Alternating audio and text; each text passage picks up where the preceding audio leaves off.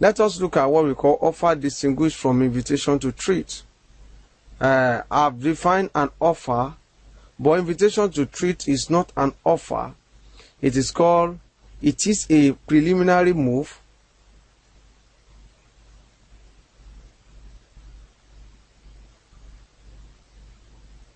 for negotiation. It is a preliminary move for negotiation. That is what we call invitation to treat. An offer may be accepted by the offeree, but invitation to treat cannot be accepted because it is not an offer. And so that is why an offer can be accepted, an invitation to treat is only an invitation to offers and cannot be accepted. So all it does is to solicit for an offer, okay? To solicit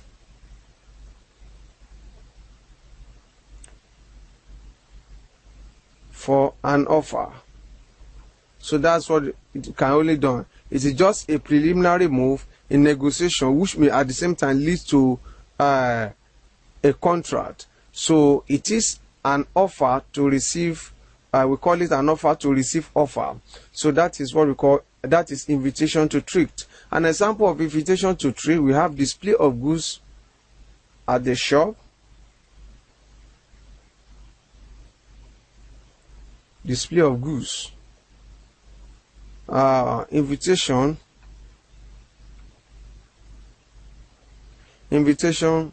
to tender or bid.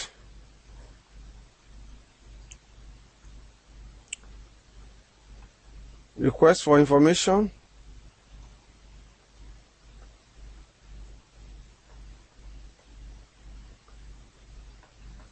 Then option C.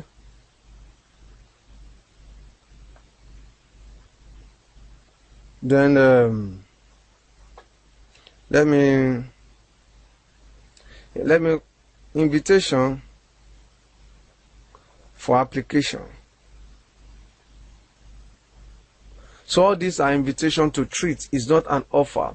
Because take for example, where you display goods in your shop, is not an offer, because the person who wants to buy the shoe will still have to come in and then pick the shoe he wants. So is that person who picked the shoe that is not offering, okay, is not offering to buy that very shoe. And there will be a negotiation. So if the seller of the shoe now agree, okay, so the acceptance is now coming from the seller of the shoe. So the display of that goods is not an offer because it cannot be accepted. So that is the display of goods. It's just like a case of Fisher versus Bell.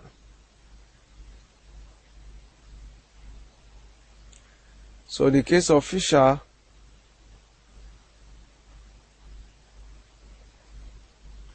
versus Bell, where a shop owner display a flick knife in his shop window. So now the issue is whether it could be held to have offered the same for sale and then liable for contravening a statute prohibiting the sale of knife. So and the court held that the display was nothing but an invitation to treat. So it is an invitation to treat for displaying, because when you display something, it does not mean that it is an offer.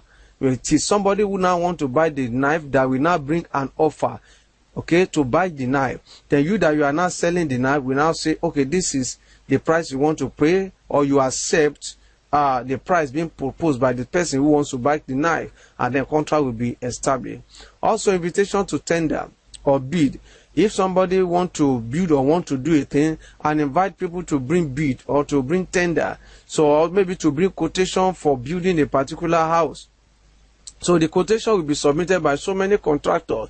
So it is then the person that is announcing that people should bring such quotation that will now pick the one he wants. So saying that people should bring quotation, for example, is not an offer, it is an invitation to treat. It is other member of the public who want to build for him that will bring quotation. So he will now accept.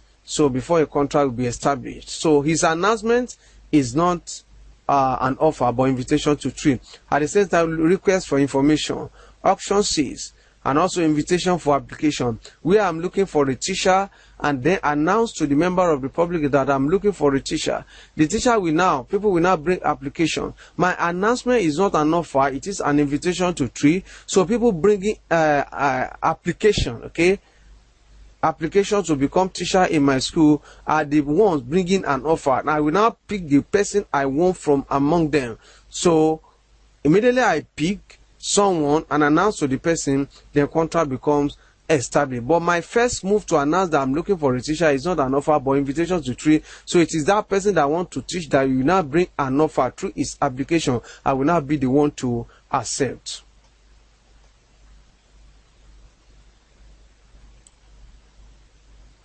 Okay, though I've mentioned some of the examples, just as what I've said, the example of invitation to trade is the one I've already said. So, and that's why I mentioned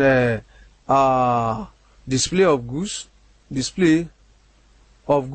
okay, and also of goods. I have also mentioned auction sales,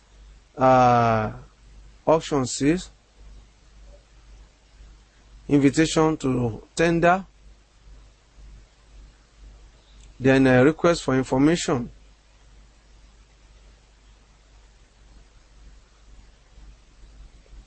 Let us look at termination of an offer. That is how an offer may be terminated. So we have number one, how to terminate an offer. So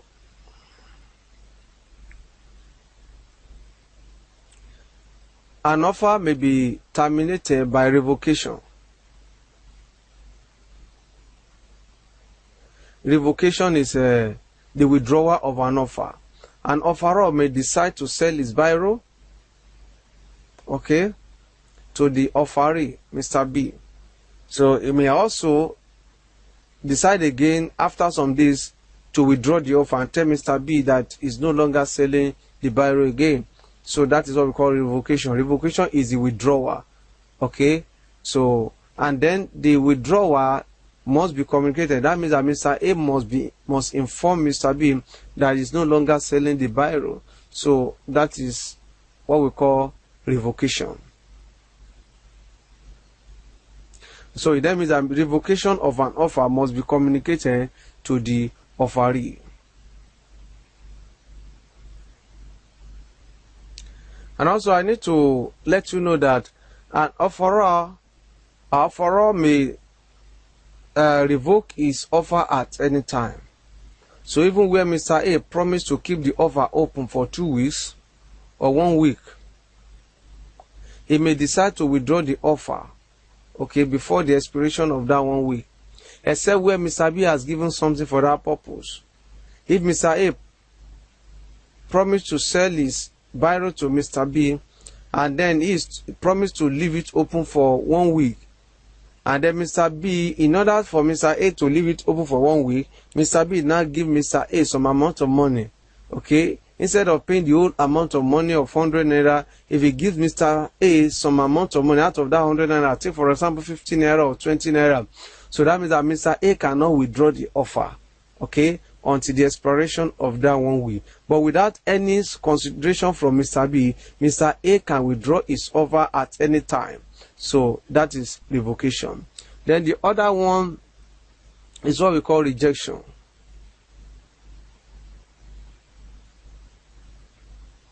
So rejection is from the offeree. So where the Mr. A tells Mr. B that he wants to sell his biro and Mr. B says he is not interested. So that is what we call rejection. So Mr. B can reject direct. So and inform Mr. A that he is not interested to buy the biro. That is rejection.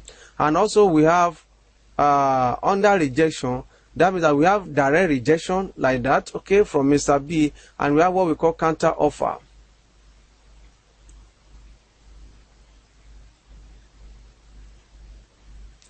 Let's have it as express rejection. So we have what we call counter offer. And counter offer has to do with a situation where Mr. A wants to sell his biro to Mr. B at 100 naira, but Mr. B now say he can only pay 80 naira.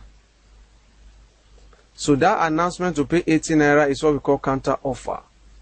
So it's a counter offer, and that terminates the original offer of Mr. A to sell the biro at 100 naira. Even where Mr. B now think that, well, let him also go back to buy it at 100 naira, okay?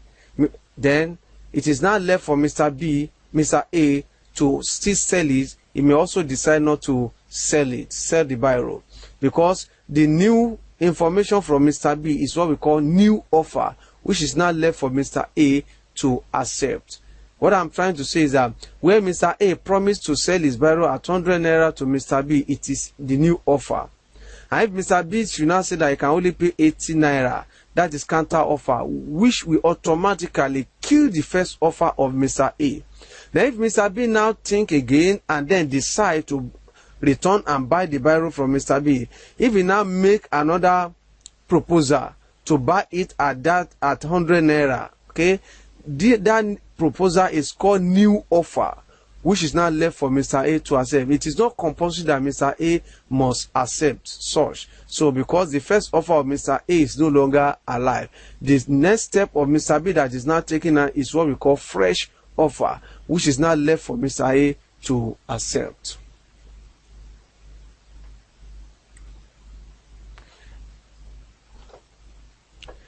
There was a particular case of high advisors French.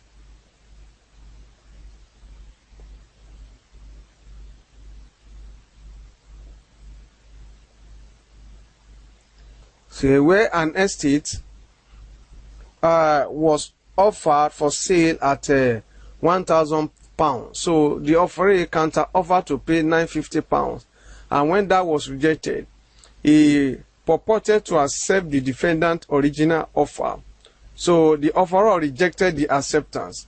The offeree sued for breach of contract. It was said that the counter offer was a rejection of the original offer. So because of that, the offeree could therefore not go back to accept same unless the offeror makes another offer. So that is what we call counter offer. And also we have number 3, lapse of time. Lapse of time means that if the offeror promised to leave the offer open for a particular time, then it lapses, the offer become terminated or terminates after the period. If the offer is left open or is to be open for 1 week, then after that 1 week, offer lapses. And now we have 4, death before acceptance. So death of the offeree or offeror terminate the contract, okay, terminate offer. So death before acceptance terminate an offer. Then we have number 4, occurrence of condition, either occurrence or non-occurrence of condition. So if I should announce that I will sell my biro to, if Mr. A should announce that he is to sell his biro to Mr. B, as far as Jelili remains the governor, Jelili remains the governor of Lagos State. So it means that the offer will remain open as far as Jelili is still the governor of Lagos State. So that means that after Jelili is no more in office, the offer lapses. That's what we call occurrence or non-occurrence of condition. If Mr. A should tell Mr. B that he will leave the offer open for the whole of the rainy season, it means that after the rainy season, the offer lapses. So that is what we call occurrence or non-occurrence of condition, terminate an offer. So we have these 5 that terminates an offer: revocation, rejection, lapse of time, death before acceptance, and occurrence or non-occurrence of condition. Then let us look at acceptance. We have talked about offer, so we have finished offer. What we want to go into now is acceptance. As I've said, we have legal requirement for the formation of a valid contract. We have done offer, so the next one, number 2, is acceptance. So acceptance of an offer is from the offeree. So offeree, where the offeror give an offer, acceptance is from the offeree to accept the offer. So where there is an offer and where there is an acceptance, contract becomes established. Okay, that's the first stage. Acceptance is signified the offeree intention to accept the offer. So let's have it this way, that acceptance is the final expression of assent to the term of an offer. It is the final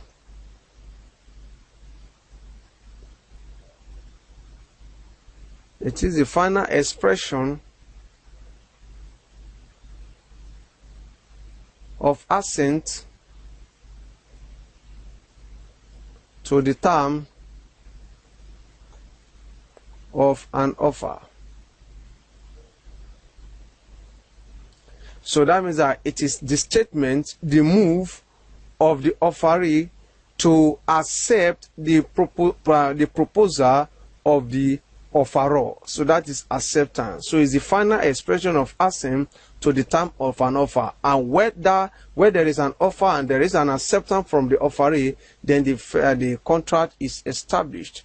So, and also you need to know that silence does not constitute acceptance. So acceptance must be communicated to the offeror. So there must be a communication of acceptance.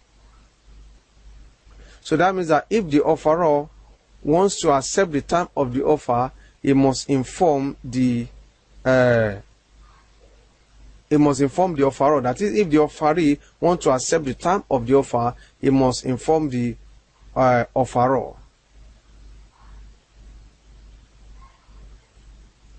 So it must be communicated. Acceptance must be communicated to the offeror. So acceptance must be communicated to the offeror.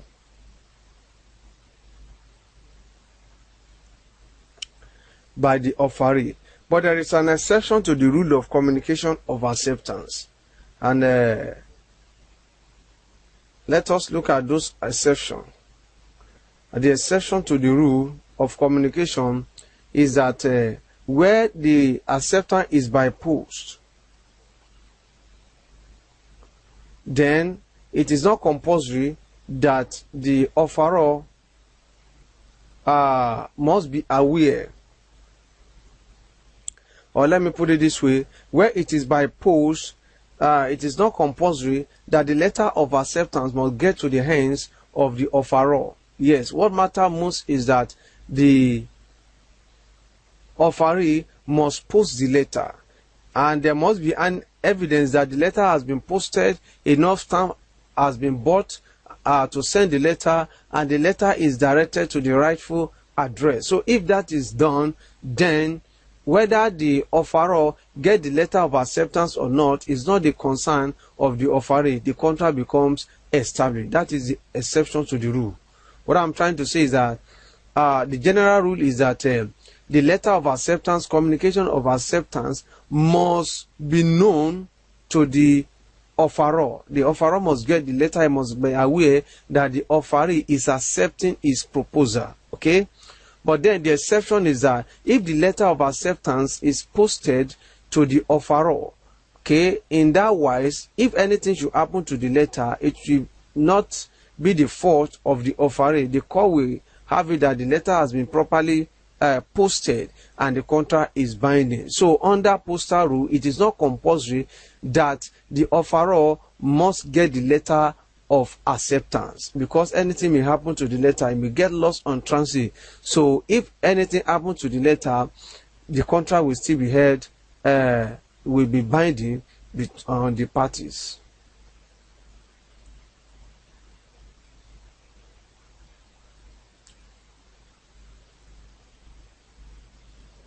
We have a case of Adams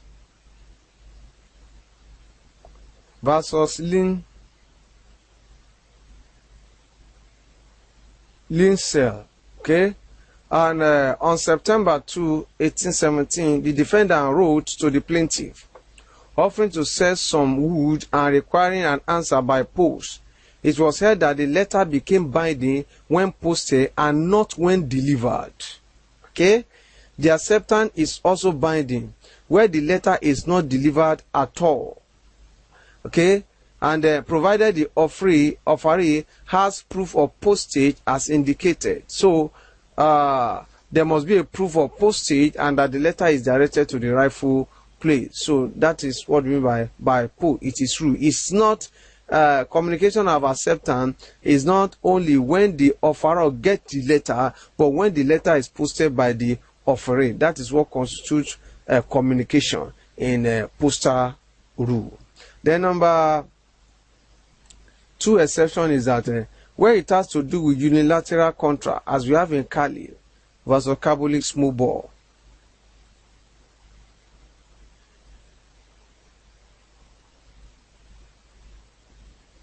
Or promise to do war, unilateral contract, where someone is the one that is promising. Take for example, where police is saying that they are looking for a criminal, they want somebody to give them information. So it is announced to the public. Anyone getting that information will only come to police to give such information. So that person does not need to come to police authority to enter into agreement with police authority. No. So where police authority is saying that they are looking for a criminal and they want somebody that can give them information and they will give the person certain amount of money. So anybody that come forward is not only coming forward just to accept. There is no need of communication of acceptance, but in that wise, performance, the person coming to give that information is what constitutes acceptance. So it is performance that constitutes acceptance in unilateral contract. And also, as we had it before in Cali versus a Carbolic small ball. So they made an advertisement that whoever suffer influenza after using their small ball will be given some amount of money. So now it was an announcement to the whole world. So nobody will come to them and say, okay, let me first enter into an agreement with you. I've accepted what you have said. They don't want that. So they are announcing to the whole world, and performance is what constitutes acceptance. So these are the exceptions to the rule. And also have this exception that where the offerer waive communication, that means that where the offerer tells the offeree that it does not need communication. So that also will constitute exception to the rule of acceptance. That exception to the rule of acceptance, that acceptance must be communicated to the offerer.